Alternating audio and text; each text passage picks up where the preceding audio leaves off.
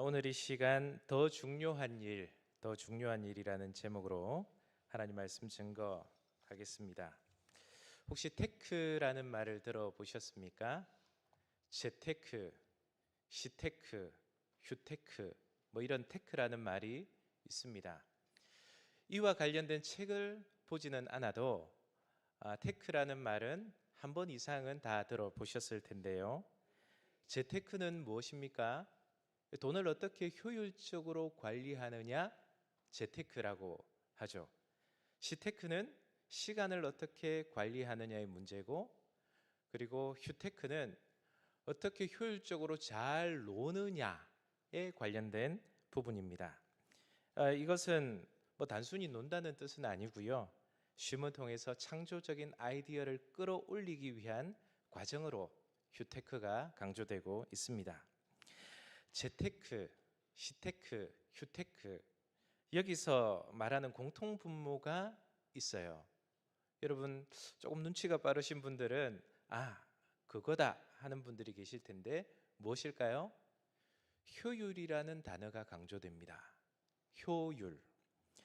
여러분, 효율은 사전적인 의미는 들인 힘과 노력에 비해서 효과의 정도를 나타내는 비율, 이것을 효율이라고 말합니다. 효율이 높다는 말은 들인 노력은 적은데 얻은 결과가 높을 때 효율이 높다라고 말을 하고요. 반대로 들인 노력은 아주 조그만데 얻은 결과가 클 때 효율이 높다. 반대로 죄송합니다. 효율이 낮다는 말은 들인 노력은 많은데 얻은 결과가 상대적으로 적을 때 쓰이는 말입니다. 여러분, 현대 사회는요, 효율을 강조합니다. 세상 사람들은 효율을 극한으로 끌어올리기 위해서 애를 씁니다. 효율이 떨어지면 큰일이라도 나는 것처럼 효율을 강조하죠. 물론 어떤 일을 할 때요, 효율을 따져야 하는 것 맞습니다. 하지만 효율의 잣대는 많은 문제들을 양산하는데 그 어려움이 있습니다. 여러분, 사람들은 효율이 낮은 일을 하면요, 중요하지 않는 일이라고 생각합니다. 또 효율이 떨어지는 사람은 중요하지 않는 사람으로 여깁니다. 약 15년 전에 어느 교회에서 장애인 부서를 담당한 적이 있습니다. 장애인 친구들이 한 50명 정도 모이는 그런 부서에서 담당 교육자로 섬긴 적이 있는데요. 거기 교사가 몇 명 정도 될까요? 50명. 학생 50명, 교사 50명, 임원교사 5명. 그러니까 1대1이에요. 맨투맨으로 그렇게 한 교사가 한 아이를 부여잡고 기도하면서 가르치는, 어떻게 보면 가장 이상적인 부서의 모습을 제가 보았습니다. 그런데 제가 부임했을 당시 장애인 부서는 교회 사역 관심의 관로 밖에 있는 것처럼 보였어요. 그 이유야 뻔하지 않습니까?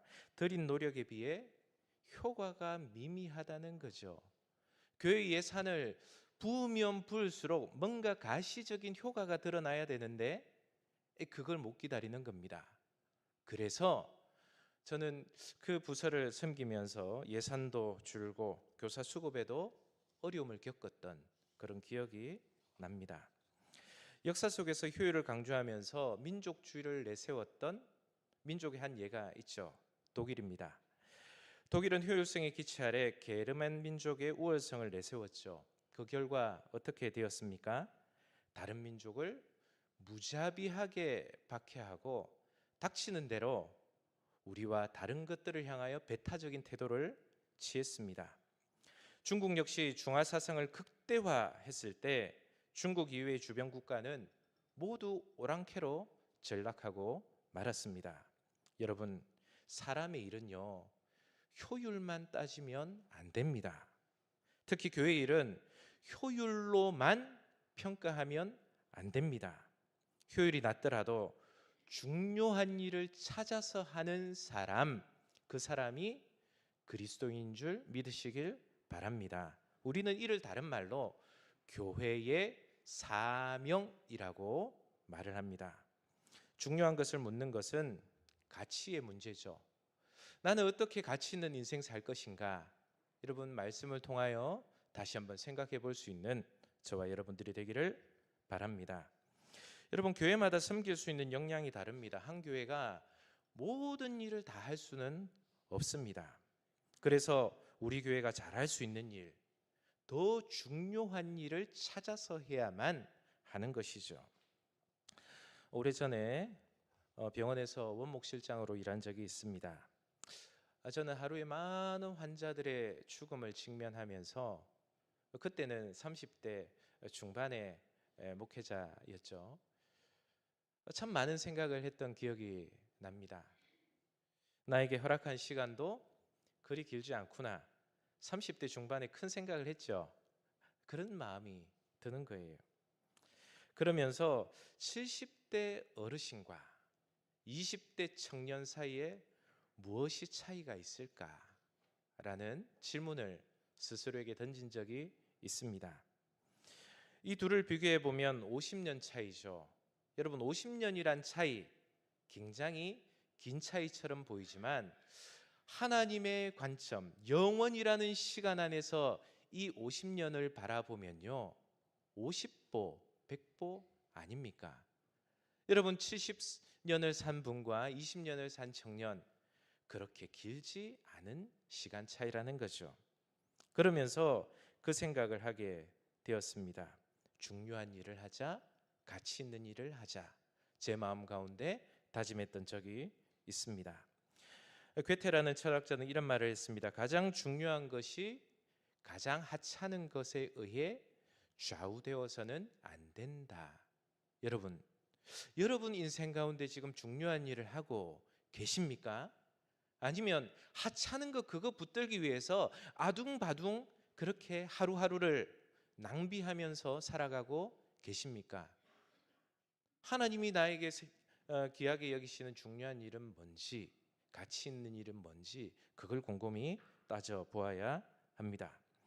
오늘 말씀은 현대사회에서 말하는 효율과는 거리가 먼 이야기를 사도행전 13장에서는 다루고 있습니다. 비효율적인 일을 안디옥 교회 지도자들은 결정하는데요. 궁금하시죠? 2000년 전 예수님 당시 또 초대교회의 역사들을 잠깐 살펴보기를 원합니다. 스데반의 순교로 인해서요, 이제 초기 교회들은 굉장히 경직되고 긴장도가 높아져 버렸습니다.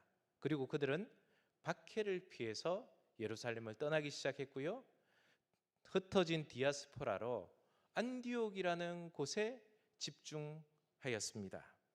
안디옥은 예루살렘에서 북쪽으로 480km 떨어진 도시였는데요, 그들은 거기서 예루살렘의 박해를 피해 옮겨갔고 거기서도 하나님의 말씀을 전했습니다.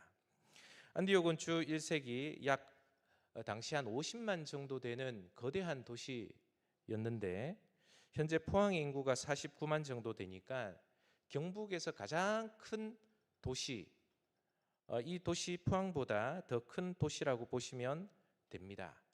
신앙의 자유를 찾아서 디아스포라 그리스도인들은 안디옥에 모였고 거기서 복음을 전하게 된 것이죠. 사도행전 11장 20절은 이 상황을 다음과 같이 소개하고 있습니다. 그 중에 구브로와 구레네 몇 사람이 안디옥에 이르러 헬라인에게도 말하여 주 예수를 전파하니. 이후 안디옥은 이방 선교의 거점 지역으로 급부상하게 돼요. 뿐만 아니라 안디옥 교회는 신실한 목회자인 바나바가 담임 목사로 부임하면서 점점 아름답게 부흥하고 성장하는 그런 교회가 되었습니다. 무엇을 보면 알 수 있습니까? 사도행전 11장 27절에서 30절 말씀에 보니까 이런 이야기가 짤막하게 소개되어 있습니다. 예루살렘에 흉년이 들었어요. 먹고 살기 힘듭니다. 예루살렘 교회가 어려움을 겪고 있어요. 모 교회 아닙니까? 그런데 안디옥 교회에서 이 얘기를 듣고 이방 교회였던 이들이 모교회를 향하여 구제 헌금을 모아서 그 헌금을 선교 헌금으로 갖다 주는 그런 일이 일어나게 됩니다. 여러분, 건강한 교회의 특징은요, 개교회를 뛰어넘어 세상을 구원하는 교회입니다. 이런 와중에 엄청난 선교의 피바람이 불죠. 헤롯 왕이 자기 손에 피를 묻히기로 작정하고 야고보를 죽이고 베드로, 초대 교회의 영향력 있는 믿음의 사람을 옥에 가둬 버립니다. 물론 베드로는 하나님의 은혜로 성령의 능력으로 옥에서 가까스로 나오게 되고 이후에 또 다른 믿음의 삶을 펼치지만요, 이런 어려움들이 생기는 거죠. 옥문을 지키는 간수들은 헤롯의 죽임을 당하게 되고 맙니다. 이 살해 소식은 두로와 시돈 사람들에게 전해지고 헤롯 아그리빠 왕을 두려워한 두로와 시돈 사람들은 왕의 침소를 맡은 신하 블라스도를 설득해서 평화 조약을 맺자고 그렇게 간청할 정도가 됩니다.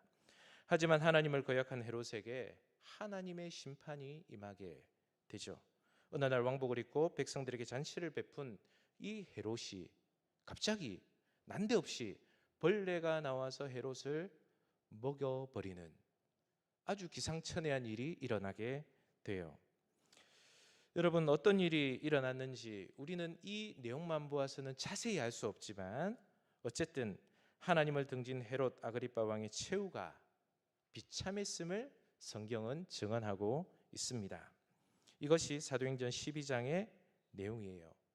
여러분, 이런 듣기 불편한 이 소식들이 초대교회에 많이 일어나는 그때에 안디옥 교회의 믿음 있는 선지자들과 교사들은 중요한 한 가지 결단을 내리게 됩니다. 뭔지 아십니까? 그것은요, 안디옥 교회의 담임 목사였던 바나바와 그리고 신출내기인 사울을 함께 선교 여행을 보내자, 선교사로 파송하자 하는 한시적인 결정을 그들은 하게 되는 것이죠. 사도행전 13장 1절 말씀 우리 같이 한번 읽어볼까요? 시작. 안디옥 교회에 선지자들과 교사들이 있으니 곧 바나바와 니게르라 하는 시몬과 구레네 사람 루기오와 분봉왕 헤롯의 젖동생 마나엔과 및 사울이라. 선지자들과 교사들은 모두 몇 명인가요? 바나바, 시몬, 루기오, 마나엔, 사울, 총 5명입니다. 이들은요, 각기 태어난 고향도 다르고 교육 정도도 다르고 삶의 환경도 달랐던 그런 사람들이에요. 바나바는 구브로섬 출신입니다. 11장 24절 말씀 보니까 이런 말씀이 나와요. 바나바는 착한 사람이요 성령과 믿음이 충만한 사람이라 이에 큰 무리가 죽게 더하여 지더라 말하고 있습니다. 바나바는요, 법 없이도 살 수 있는 사람입니다. 이런 바나바, 아울러 바나바는 회심한 사울이 사도의 역할을 잘 감당할 수 있도록 물심양면으로 지원해 주었던 사람, 이 사람이 바나바였습니다. 또한 시몬이라는 인물은 니게르라는 말을 보아서 아프리카 출신의 검은 피부를 가진 인물로 보여요. 이 니게르라는 단어는 라틴어로 검다라는 뜻이거든요. 그러니까 피부색이 어떻다고요? 검은 사람. 그러니까 아프리카계의 사람 아니겠는가라고 성경학자들은 추정하고 있습니다. 루기오는 구레네 즉 로마 사람이었습니다. 당시 흔한 이름이었고요. 한마디로 평범한 사람, 보통 사람을 뜻하는 그런 인물입니다. 뿐만 아니라 마나엔은 유대 귀족 출신이고 분봉왕 헤롯의 젖동생이었습니다. 여러분, 헤롯도 왕실에서 자라고 마나엔도 왕실에서 자랐습니다.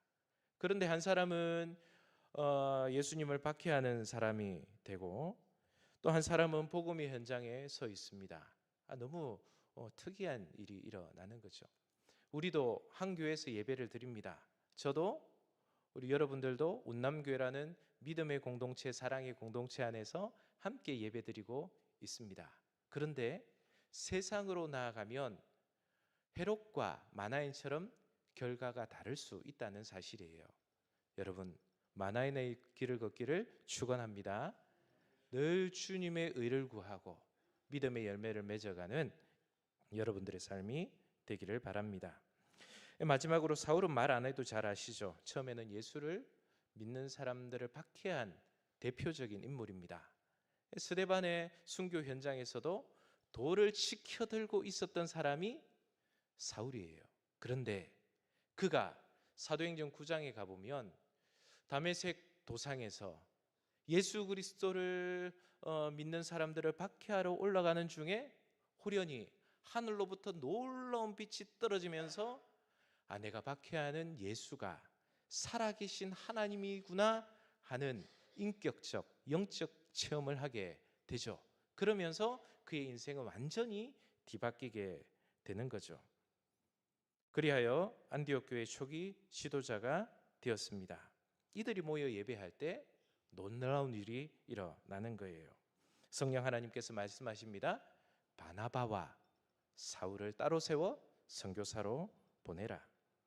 당시 바나바는 안디옥 교회에 존경받는 담임 목사였습니다. 사울도 예수 믿지 얼마 안 된 초신자였고 검증 안 된 믿음의 사람이었습니다. 이 둘을 선교지에 보낸다는 것 결코 쉽지 않은 그런 결정이었을 것입니다. 그러나 안디옥 교회 지도자들은 단호하게 바나바와 사울을 선교사로 보냅니다. 여러분, 이것이 제1차 선교 여행의 시발점이 된 거예요. 저는 교회사에서 가장 감동적인 한 장면을 뽑으라고 하면 이 장면을 생각하게 됩니다. 효율성의 관점에서 보면 바나바 선교사로 보내면 안 됩니다.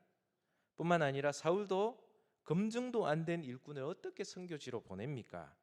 이 모든 일에 성령 하나님의 인도하심이 있었기에 효율성은 많이 떨어져도 선교사 파송이 무엇보다 중요하다고 생각했기 때문에 그들은 그 결정을 내린 것입니다. 여러분, 말씀을 정리하겠습니다. 효율을 고려한다는 것 중요한 선택의 요소임에는 분명합니다. 그러나 효율만이 사역의 판단 기준, 우리의 삶의 판단의 근거가 되어서는 안 되겠다 하는 생각을 해보게 됩니다. 그 일이 얼마나 가치 있는 일이고 생명을 살릴 수 있는 일이냐, 거기에 우리의 마음이 갔으면 좋겠어요. 건강한 교회는 효율이 조금 떨어져도 중요한 일이라면, 가치 있는 일이라고 여긴다면 능히 그 일을 감당할 수 있는 교회가 건강한 교회인 줄 믿습니다. 제가 약 20년 전에 이런 한 일을 접했습니다. 아마 여러분 기억이 나실지 모르겠는데요, 제게 임팩트 있는 이야기로 다가왔기 때문에 아직까지 그 이야기를 기억하고 있어요. 2005년 8월 25일 아름다운 회항이라는 기사가 포털 사이트에 도배된 적이 있습니다. 물론 20년 전의 일이라 이걸 기억하지 못하시겠지만요. 인천공항을 떠나 로스앤젤레스로 향하던 모 항공사 비행기 한 대가 굉음을 내면서 활주로를 올라갑니다. 이륙한 거죠. 이륙한 지 10분 만에 탑승객 중 4세인 이모 양이 39도의 고열을 내면서 경련을 일으키는 안타까운 사건이 발생합니다. 그러면서 의식이 혼미해지는 거죠. 기장과 승무원들은 응급 조치를 했지만 그것만으로 부족했습니다. 그래서 혹시 승객 중에 의료진 없냐고 그렇게 물어보자 다행히도 대학병원 의사 한 분이 그 비행기에 타고 있었던 거예요. 그래서 그 병원 의사가 그 환자의 상태가 심각하다는 진단을 내렸고 결국 비행기 방향을 바꾸기로 결정을 합니다. 아마도 쉬운 결정은 아니었을 거예요. 왜 그렇습니까? 함께 탑승한 승객들의 동의를 다 얻어야 됐기 때문이에요. 그런데 하나님께서 함께 하셨는지 단 10분 만에 탑승한 363명의 전원이 회항에 동의해 주었습니다. 넘어야 할 산은 이것만이 아니었는데요. 모든 항공기는 공항 이착륙 시에 무게 제한이 걸려 있습니다. 인천에서 로스앤젤레스로 오가는 B7471 기종은 최대 이륙 중량이 388.7톤이지만 최대 착륙 중량은 285.7톤이어서 착륙하려면 상공에서 많은 항공유를 그냥 버려야 하는, 세상의 관점으로 보면 낭비해야만 하는 그런 사태에 직면해 있었죠. 항공유는 바다 상공에 버려져도 워낙 휘발성이 강한 데다 미세 입자로 넓게 분사되기 때문에 바다에 떨어지기 전에 모두 증발해 해양 오염의 우려는 없었습니다. 당시 이 기장 이정훈 씨는 빠른 판단력으로 항공유 방출 구역에 들어가서 약 4천만 원어치의 항공유를 방출해 버렸습니다. 그리고 회항하여 한 아이의 생명을 소중하게 구할 수 있었습니다. 저는 이 사건을 보면서 이게 예수님 마음이구나. 예수님은 우리의 한 생명을 살리기 위해서 목숨까지 버리셨습니다. 그 귀한 목숨, 성부 하나님은 예수 그리스도를 보내주셨고 예수님은 성부 하나님의 말씀에 순종해서 자기 목숨을 버리신 거죠. 그러면서 우리 한 영혼을 구원해 주셨습니다. 왜 예수님께서 십자가에서 그 위대한 구원 사역을 이룰 수 있었을까요? 예수님은 효율보다는 엄청난 손실을 감수하면서도 이 중요한 일이라고 생각했기에, 가장 가치 있는 일이라고 여겼기에 십자가를 지시게 된 겁니다. 뿐만 아니라 아름다운 회양이 주는 교훈도 이렇습니다.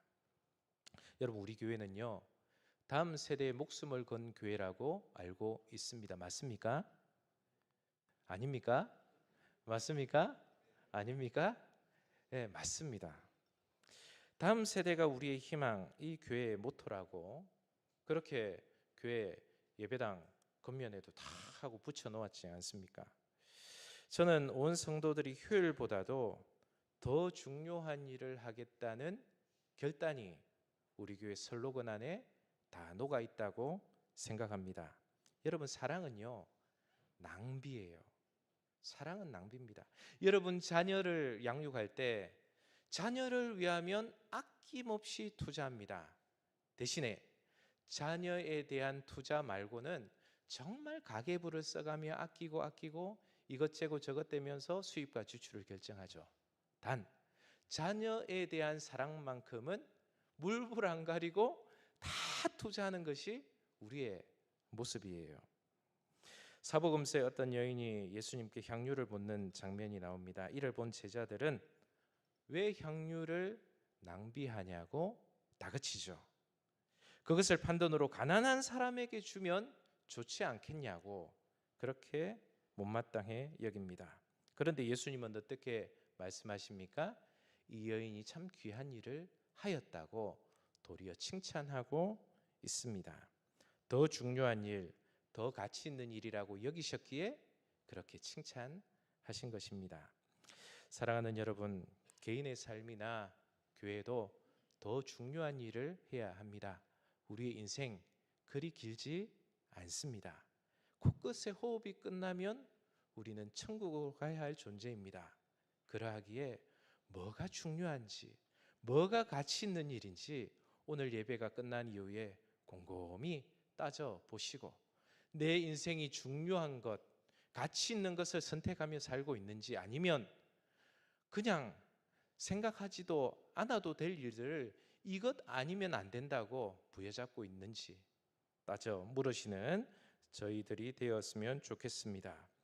다른 이들이 다 한다고, 다른 교회에서 다 한다고 따라하는 것이 아니라 개인이나 교회의 강점들을 살릴 때 효율성은 비록 떨어져도 하나님이 그 열매를 기히 여기실 줄 믿고 모든 일에 더 중요한 것, 더 가치 있는 일을 선택할 수 있는 우리 남의 성도님들이 다 되기를 간절히 축원합니다.